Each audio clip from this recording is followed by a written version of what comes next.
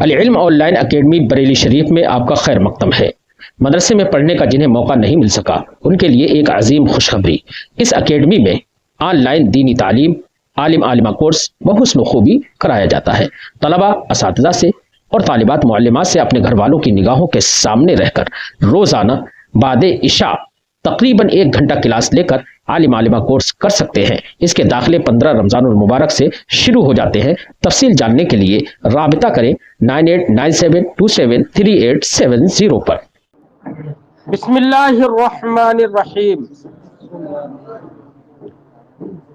باب ما جاء فی شراء العبد بالعبدین، یہ باب ہے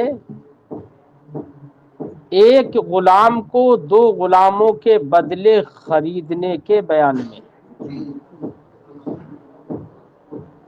ایک غلام کو 2 غلاموں کے بدلے خریدا جا سکتا ہے یا نہیں خریدا جا سکتا؟ اس سلسلے میں ویسے تو مسئلہ بالکل واضح ہے، کیونکہ مسئلہ تفاضل کا چل رہا ہے، بیاض کا اور سود کا چل رہا ہے، اور اس سے پہلے اسباق میں ہم نے بتا دیا ہے کہ احناف کے نزدیک قدر و جنس جہاں پر متحقق ہوگی اور وہ مکیلات و موزونات کی قبیل سے ہوں تو ایسی صورت میں اگر تفاضل کے ساتھ کمی بیشی کر کے اگر بیچا جائے، خریدا جائے تو ربا ہوگا۔ لہذا مکیلات و موزونات کے علاوہ معدودات میں یا مزروعات میں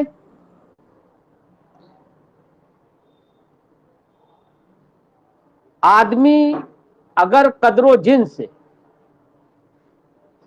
مختلف اگر ہے، مطلب یہی 2 شرطیں ہیں، قدر و جنس ہو اور مکیلات و موزونات۔ اگر ایک غلام کو دوسرے غلام کے عوض اگر بیچا جا رہا ہے یا خریدا جا رہا ہے تو غلام نہ مکیلات کے قبیل سے ہے نہ موزونات کے قبیل سے ہے۔ تو اب ایسی صورت میں یہاں پر تفاضل کے ساتھ بیچنے میں کوئی حرج نہیں ہے، ہاں نقد ہونا چاہیے۔ کیا ہونا چاہیے؟ کیونکہ وہ دونوں شرطوں میں سے کوئی ایک شرط بھی مفقود ہوئی تو تفاضل کے ساتھ بیچنا جائز ہوگا نقد میں۔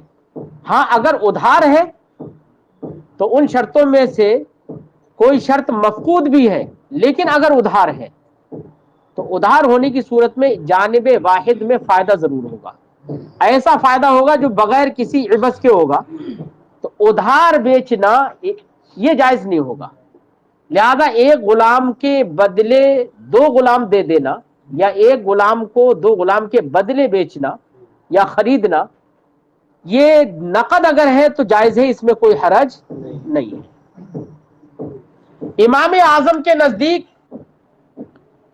اگر ادھار خریدتا ہے یا بیچتا ہے تو جائز نہیں ہوگا، چاہے یہ نسعن یعنی ادھار بیچنا اور خریدنا جانب واحد میں ہو یا طرفین میں ہو، دونوں طرف سے ہی اگر ادھار ہے تب بھی، اور جانب واحد میں اگر ادھار ہے، امام اعظم کے نزدیک دونوں صورتوں میں ادھار بیچنا یہ ربا میں جائے گا، عددی میں بھی۔ مکیلات و موزونات کی بات پہلے ہو گئی ہے، لیکن امام شافعی یہ کہتے ہیں کہ اگر یا ایسے ہی میں نے کہا کہ دونوں طرف ہو یا ایک طرف ہو، ایک طرف ہو اگر ادھار ایک طرف سے نقد ہو تب بھی امام اعظم کے نزدیک یہ جائز، لیکن امام شافعی رحمت اللہ تعالی علیہ یہ کہتے ہیں کہ طرفین سے ادھار ہونا چاہیے۔ اگر طرفین سے ادھار ہے تب تو یہ ادھار کی بنا پر جائز نہیں ہوگا، لیکن طرف واحد میں اگر صرف ادھار ہے تو جائز ہوگا، طرف واحد میں اگر تو جائز ہوگا۔ وہ طرف واحد کا قول کرتے ہیں۔ بس عددی چیزوں میں یعنی غیر مکیل موزونات و مکیلات کے علاوہ دوسری چیزوں میں ادھار کے طور پر بیچنا جائز نہیں ہے، تو یہ والا اختلاف تو ہے، لیکن ہے ان کے نزدیکی کہ ادھار کی صورت میں تفاضل کے ساتھ اگر بیچا تو وہ بھی ربا ہوگا۔ معدود گنی جانے والی چیزیں، کانٹیبل جسے کہتے ہیں، گنے جانے والی چیزیں، شکر ہمارے یہاں پر تول کے بکتی ہے، حالانکہ اس کے بھی دانے ہوتے ہیں، گننا چاہے تو گنے، لیکن عادتاً گنے نہیں جاتے ہیں۔ تو اعتبار یہاں پر مسائل میں عام طور سے عادت کا ہوتا ہے۔ تو شکر کے دانے اگر گننا چاہے آدمی گن لے گا نا، گیہوں کے دانے گننا چاہے گن لے گا، لیکن اس کی عادت نہیں ہے، اس لیے وہ مکیلات و موزونات میں جائیں گے، وہ معدودات میں نہیں آئیں گے۔ اس کے برخلاف گائے، بیل، بھینس، بکری، یہ اگر اتنی کثرت سے ہوں، ہے نا، کہ آدمی گننا چاہے تو نہیں گن پائے جلدی، اتنی کثرت سے ہوں، لیکن پھر اس کے باوجود بھی یہ کس میں آئیں گے؟ عددی میں آئیں گے، کیونکہ عادت ان کی لین دین میں جو بھی ہے وہ عدد کے طور پر رہے۔ سیب ہے، کیلا ہمارے یہاں پر عددی ہے، حالانکہ اچھا دوسری چیز ایک بات اور بتاؤں میں یہاں، عرف کے بدلنے سے اور جگہ کے بدلنے سے، زمانے کے بدلنے سے احکام بدل جاتے ہیں، یاد رکھیے۔ ہمارے یہاں پر اگر کسی نے قسم کھائی کہ میں فاکہہ نہیں کھاؤں گا، لا آکل الفاکہہ، اور اس نے کھجور کھا لی تو حانث ہوگا۔ کیوں؟ اس لیے کہ فاکہہ یہ دلالت کرتا ہے تفکر اور تنعم پر، اور ہمارے یہاں پر کھجور تنعم اور تلذذ کے طور پر ہی کھائی جاتی ہے، غذا کے طور پر نہیں کھائی جاتی مولانا۔ لیکن عرب میں بخاری کی حدیث میں آپ نے پڑھا ہوگا، یعنی پڑھیں گے، یا ترمذی بھی اگر پڑھتے، اگر کتاب الاشربہ والاطعمہ پڑھتے تو امام ترمذی نے بھی یہ حدیث نقل کی ہے، جس میں یہ ہے کہ بلکہ کتاب الاطعمہ میں نہیں، کتاب النکاح میں نبی کریم صلی اللہ علیہ وسلم نے اپنا ولیمہ بھی کھجور سے فرمایا ہے، اور وہاں پر ولیمے بھی کھجور سے ہوتے تھے۔ اب ولیمے میں آدمی تلذذ کے طور پر کھانا کھاتا ہے یا غذا کے طور پر؟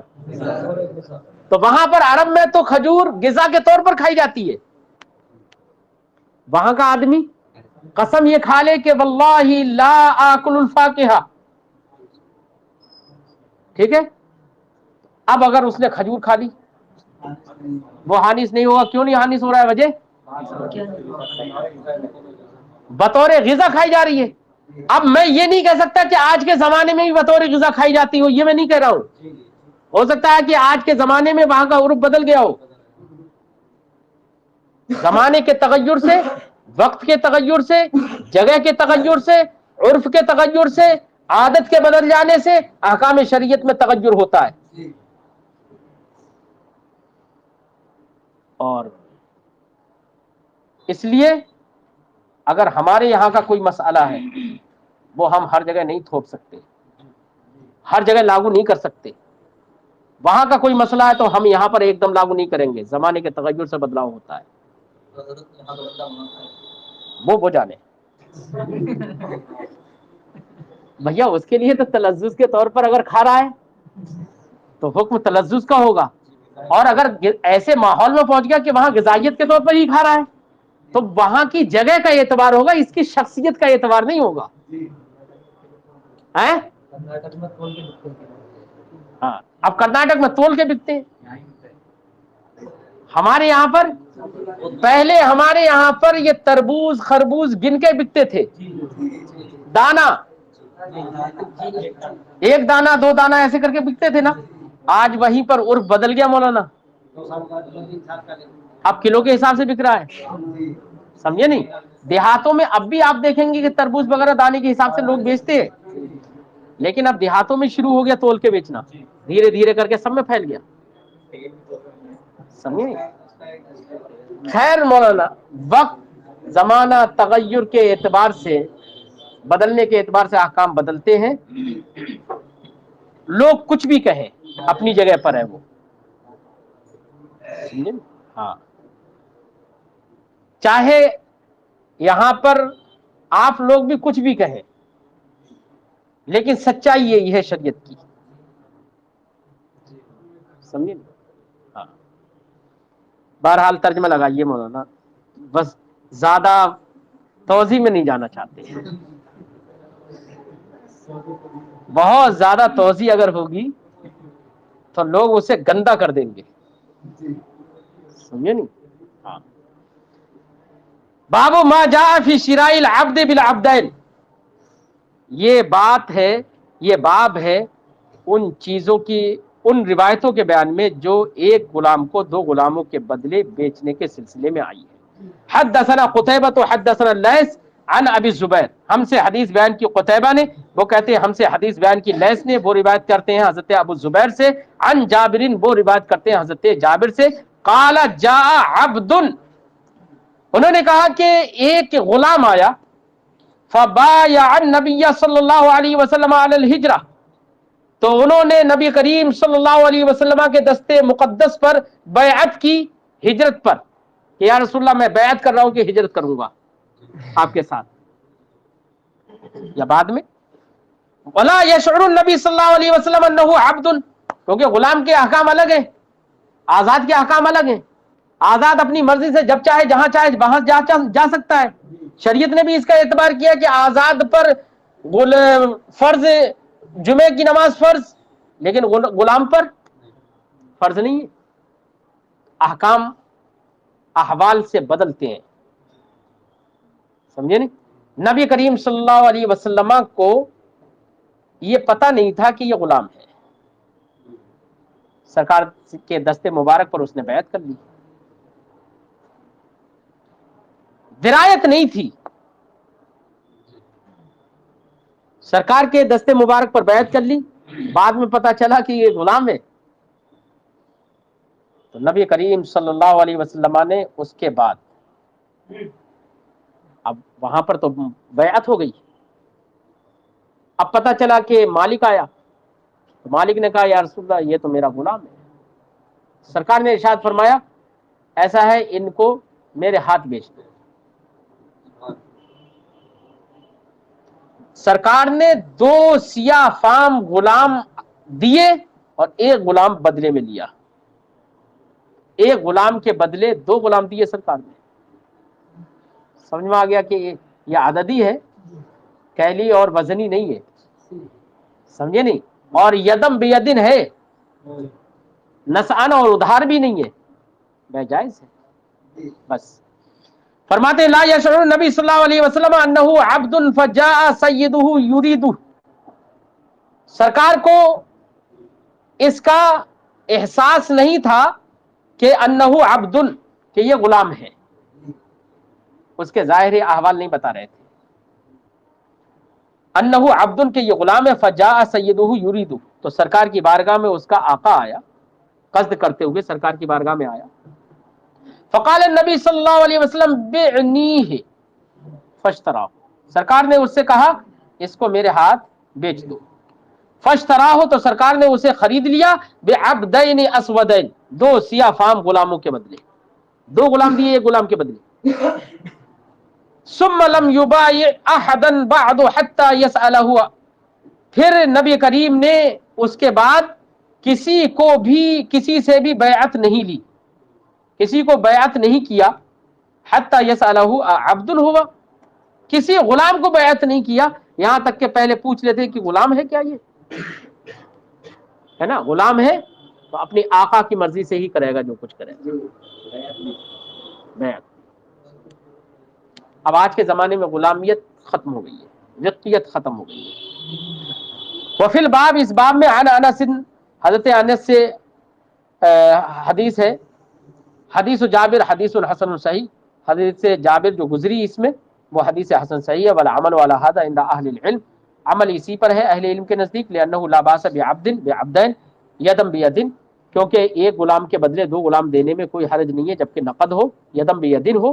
واختلفوا فیہ اذا کان نسعا، ہاں ائمہ کا اختلاف اس میں ہے کہ جب ادھار ہو تو ادھار کیا بیچنا جائز ہے یا نہیں. تو ہم نے بتایا کہ امام اعظم کے نزدیک طرفین کے اندر نسعن اگر ہو، ادھار ہو، تب تو ان کے نزدیک جائز نہیں ہے. طرف واحد میں ہے تو ان کے نزدیک بھی یہ جائز ہے. اور امام اعظم کے نزدیک کسی میں بھی ادھار نہیں، ادھار اگر ہے چاہے طرفین میں ہو یا طرف واحد میں بھی ہو، اگر نسعن ہے کسی بھی جہت میں تو امام اعظم کے نزدیک جائز نہیں ہے، ربا میں جائز.